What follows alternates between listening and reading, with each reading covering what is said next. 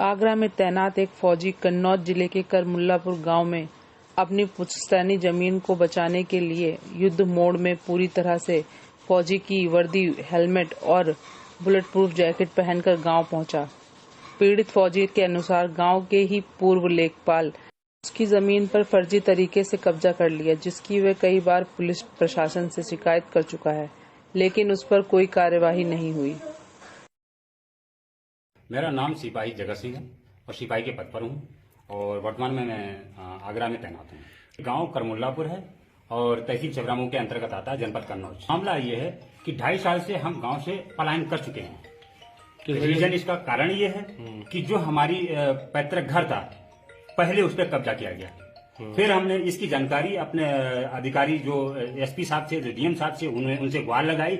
ये है 2017 की बात, जब बीजेपी की सरकार बनी ही थी। उस समय जो काफी शक्ति चल रही थी, तुरंत जो है सरकार आई एक्शन में और उस मकान को हमें वापस दिलाया गया। इसके बाद में इन्होंने क्या किया कि मेरी ही जमीन जो रोड के किनारे पड़ती है, जाकर के इन्होंने कब्जा करा दिया, 4.25 बीघा। उसकी कीमत लगभग 1 करोड़ रुपए है इस समय। तो मुझे जानकारी हुई, मैंने आकर के वो उसकी आपत्ति लगाई और वो कार्य रुकवाया। जब कार्य रुकवाया, थाना दिवस में अपनी बात रखी, तो थाना दिवस में ही सभी अधिकारियों के सामने उसने कहा हमसे कि या तो तुम गांव छोड़ दो और नहीं तो तुम्हें मरवा देंगे या फिर तुम्हें फर्जी केस में फंसा देंगे। मैंने उसी बात को देखते हुए, क्योंकि पूरे गांव पे 29 मुकदमे लगा रखे हैं, 29 मुकदमे के अंतर्गत सभी, लगभग गांव के सभी लोग इसके उस फर्जी मुकदमों में प्रताड़ित हैं और लोग जो है गांव छोड़ के जा रहे हैं। ठाकुरों के 5 घर पहले ही जा चुके हैं, जो पूरी तरह से सफाया हो चुका है। 7 घर थे, 5 घर जा लिए, 2 ही रह गए हैं।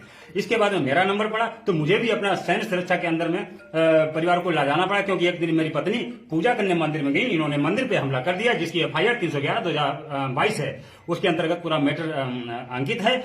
और फिर ये देखते हुए हमने अपनी पत्नी को भी, परिवार को व माता पिता को लेकर के सैन्य परिवार में जो जमीन उसमें जा रही थी, हाईवे में अधिग्रहित की गई थी, तो उसमें जो है वो जमीन पे ये अपना हक जता रहे हैं, जबकि उनका कोई अधिकार नहीं था। ये भगवत दयाल यादव रिटायर्ड लेखपाल है, यहाँ से 5-6 घर बाद में रहता है, जिसने तालाब पे कब्जा करके, सरकारी जमीन लगभग 50 बीघा है, एक तालाब इसने कब्जा किया हुआ है और इसके गुंडों ने कब्जा किया हुआ है। हमारी 3 बार मुख्यमंत्री महोदय के दरबार में जा रही है, लेकिन मुख्यमंत्री महोदय से हमारा संपर्क नहीं हो पाया।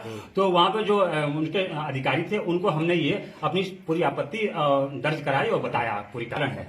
इसका कारण है कि जो प्रशासनिक कर्मचारी और अधिकारी हैं, उनका विवश या इस तरीके से असहाय हो जाना, उसके सामने आत्मसमर्पण कर देना, क्योंकि उसने जो है डीएम साहब पे, एसडीएम साहब पे और तहसीलदार पे 3 फर्जी मुकदमे लगा रखे हैं। मेरी मांग यह है कि इसमें जो उच्च स्तरीय जांच कराई जाए। स्थानीय जो स्तर है उससे अगर जांच कराएंगे तो वही लीपापोती होती रहेगी और उसके दबाव में, उसके डर की वजह से कोई भी स्पष्ट रूप से कोई बात रखी नहीं जाती। ये है कि जब तक हम अंतिम सांस तक, एक सेना का मेरा एक रूल उसूल होता है कि अंतिम सांस तक हम लड़ाई लड़ते हैं, अंतिम सांस तक लड़ाई लड़ेंगे। उसके बाद में जब हमारे पास सारे ऑप्शन खत्म हो जाते हैं और दुश्मन हम पे हावी होता है, तो वो फिर उसमें हमारे अपना एक निजी बहुत बड़ा फैसला होता है। उस फैसले को लेकर के अपने आप को बलिदान कर देता है और सामने दुश्मन को परास्त करने की जो कार्रवाई हो वो करते हुए अपने आप को बलिदान करते हैं। वही मैं भी करूंगा कि मुझे अगर बलिदान होना पड़ा तो मैं बलिदान हो जाऊंगा, लेकिन किसी भी कीमत पर मैं किसी भी तरह से अपने आप को कायरतापूर्ण रूप से मैं अपनी मृत्यु नहीं चाहूंगा। क्योंकि आप देख रहे हैं जिस तरीके से ब्लड प्रूफ जैकेट, हेलमेट के साथ में मैं अपने गांव में प्रवेश कर रहा हूं, मुझे इसके लिए बाधित होना पड़ा, बड़ा मजबूरी में ही पहन के आ रहा हूं। आप देख रहे हो इतनी गर्मी में अगर कोई छुट्टी के दौरान अपना ब्लड प्रूफ जैकेट अगर पहन के आ रहा है तो कितनी बड़ी जो दिक्कतें होगी। और 2.5 साल से मैं इस गांव में नहीं आ पा रहा हूं।